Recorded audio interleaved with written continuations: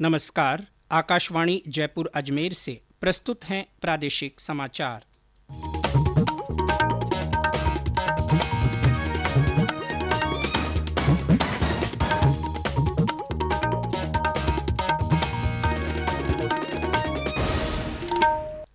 मुख्य समाचार।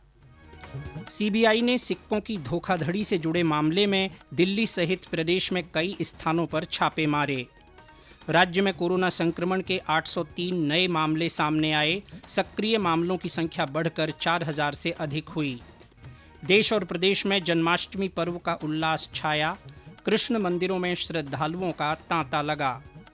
और राज्य में बारिश का दौर धीमा पड़ा। चंबल नदी का जलस्तर खतरे के निशान से नीचे आया। समाचारों के साथ मैं जितेंद्र सिंह पूनिया। और अब समाचार विस्तार से। केंद्रीय जांच ब्यूरो ने कल दौसा जिले के मेहंदीपुर बालाजी में भारतीय स्टेट बैंक की शाखा में सिक्कों की धोखाधड़ी से जुड़े मामले में 25 स्थानों पर छापेमारी की। दिल्ली, जयपुर, दौसा, करौली, सवाईमाधोपुर, अलवर, उदयपुर और भीलवाड़ा में 15 बैंक अधिकारियों के 25 ठिकानों पर छापेमारी की गई है। तलाशी में कई आपत्तिजनक दस्तावेज बरामद हुए हैं। आगे की जांच जारी है। सीबीआई ने इस वर्ष 13 अप्रैल को राजस्थान उच्च न्यायालय के आदेश पर मामला दर्ज किया था। पिछले साल अगस्त में भारतीय स्टेट बैंक की मेहंदीपुर बालाजी शाखा में 11 करोड़ रुपए के सिक्कों की धोखाधड़ी का पता चला था। सीबीआई की जांच के दौरान मामले में तत्कालीन शाखा प्रबंधक सहित 15 बैंक अधिकारियों की संलिप्तता पाई गई है।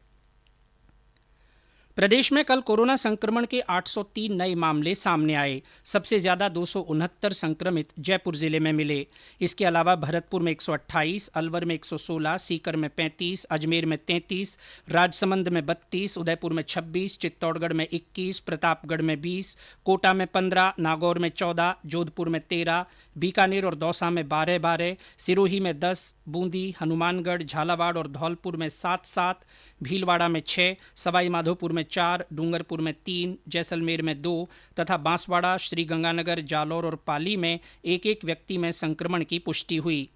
बीते 24 घंटों में कोरोना महामारी से 679 लोग स्वस्थ हुए। सक्रिय मामलों की संख्या बढ़कर 4065 हो गई है। कल इस बीमारी से दौसा में 2 और करौली में 1 व्यक्ति की मृत्यु हुई। राष्ट्रव्यापी टीकाकरण अभियान के तहत देश में अब तक 209 करोड़ 23 लाख से अधिक कोविड टीके लगाए जा चुके हैं। प्रदेश में अब तक 11 करोड़ 19 लाख 79 हजार से अधिक टीकाकरण हुआ। 49 लाख 99 हजार से ज्यादा प्रिकॉशन डोज दी जा चुकी हैं। आकाशवाणी समाचार के श्रोताओं से अपील है कि वे आज़ादी का अमृत महोत्सव के तहत 15 जुलाई से शुरू हुए निःशुल्क एहतियाती कोविड टीके जरूर लगवाएं।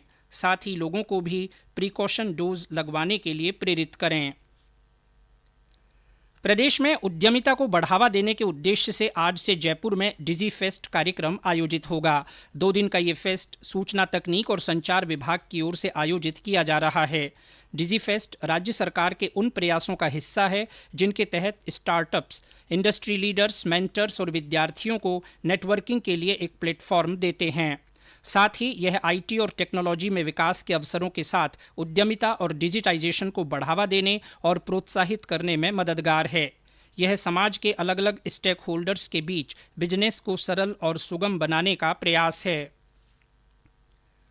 लोकसभा अध्यक्ष ओम बिड़ला आज कोटा के दौरे पर हैं। वे यहां कई कार्यक्रमों में भाग लेंगे। श्री बिड़ला सुबह 10 बजे से कैंप कार्यालय में आमजन से मुलाकात करेंगे। इसके बाद शाम को कथक समारोह में शामिल होंगे। साथ ही श्री कृष्ण जन्माष्टमी उत्सव में भाग लेंगे। ये समाचार आकाशवाणी जयपुर अजमेर से प्रसारित किए जा रहे हैं। इन समाचारों को आप हमारी वेबसाइट newsonair.gov.in पर राजस्थानी में भी पढ़ सकते हैं। समाचारों के ऑडियो बुलेटिन भी वेबसाइट पर उपलब्ध हैं। वेबसाइट पर सोशल मीडिया अकाउंट के माध्यम से ताज़ा जानकारी प्राप्त कर सकते हैं।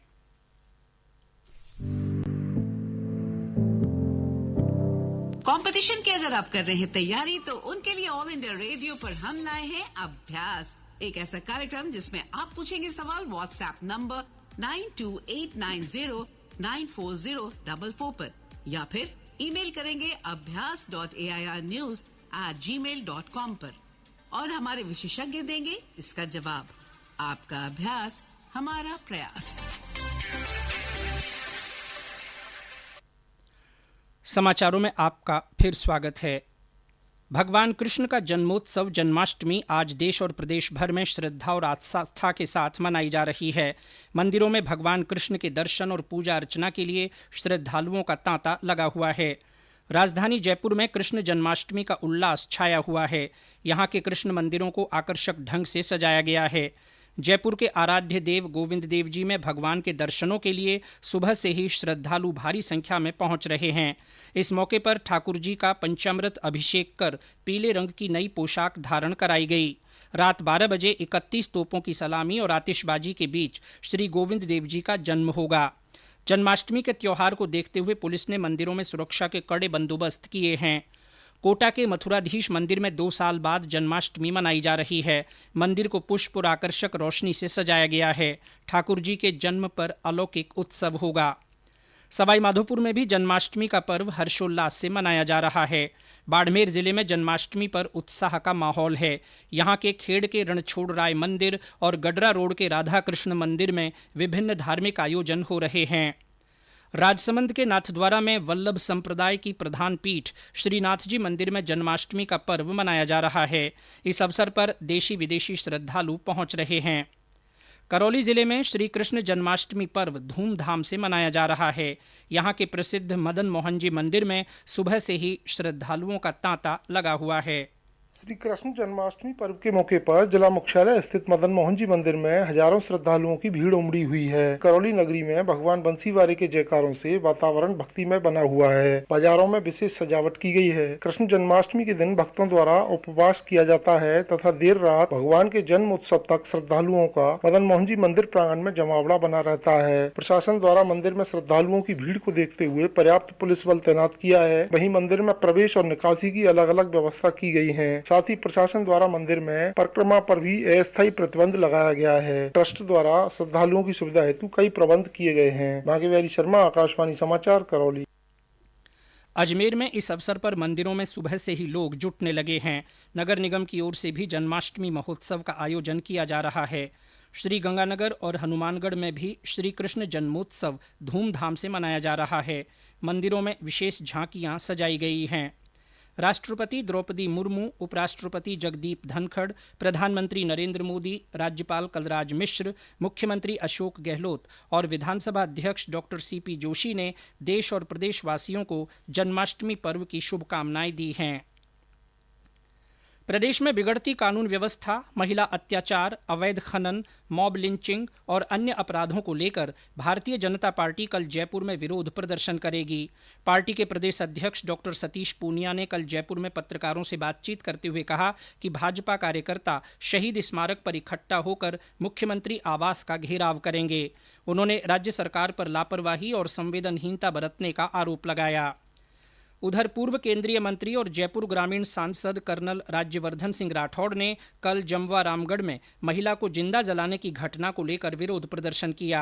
इस दौरान उन्होंने कार्यकर्ताओं के साथ रायसर थाने के बाहर धरना दिया। श्री राठौड़ ने कहा कि राज्य सरकार पीड़ित परिवार को 50 लाख रुपए का मुआवजा दे और जल्दी ही अपराधियों को गिरफ्तार किया जाए। सामाजिक न्याय और अधिकारिता मंत्री टीकाराम जूली ने कहा है कि राज्य सरकार पिछड़े और कमजोर वर्ग के उत्थान के लिए संवेदनशील होकर काम कर रही है। श्री जूली ने कहा कि राज्य सरकार ने इन लोगों के कल्याण के लिए कई योजनाएं चला रखी हैं। उन्होंने कहा कि अनुसूचित जाति के विकास के लिए 500 करोड़ रुपए के विकास कोष का प्रावधान किया गया है। छात्रवृत्ति और पेंशन योजनाएं भी ऑनलाइन की गई हैं। प्रदेश में पिछले 24 घंटों में बारिश के दौर में थोड़ी कमी आई है। हालांकि कुछ स्थानों पर हल्की से मध्यम बारिश दर्ज की गई। धौलपुर जिले में चंबल नदी का जलस्तर देर रात से कम होने लगा है। इससे पहले नदी का जलस्तर खतरे के निशान से ऊपर बना हुआ था। उधर कोटा बैराज से भी अब केवल 2 गेटों से ही अतिरिक्त पानी की निकासी की जा रही है। जालौर जिला कलेक्टर निशांत जैन ने जिले में हो रही भारी बरसात को देखते हुए सभी सरकारी और निजी विद्यालयों में कल सार्वजनिक अवकाश घोषित किया है। और अंत में मुख्य समाचार एक बार फिर। सीबीआई ने सिक्कों की धोखाधड़ी से जुड़े मामले में दिल्ली सहित प्रदेश में कई स्थानों पर छापेमारी की है। राज्य में कोरोना संक्रमण के 803 नए मामले सामने आए हैं। सक्रिय मामलों की संख्या बढ़कर 4000 से अधिक हो गई है। देश और प्रदेश में जन्माष्टमी पर्व का उल्लास छाया हुआ है। कृष्ण मंदिरों में श्रद्धालुओं का तांता लग रहा है और राज्य में बारिश का दौर धीमा पड़ गया है।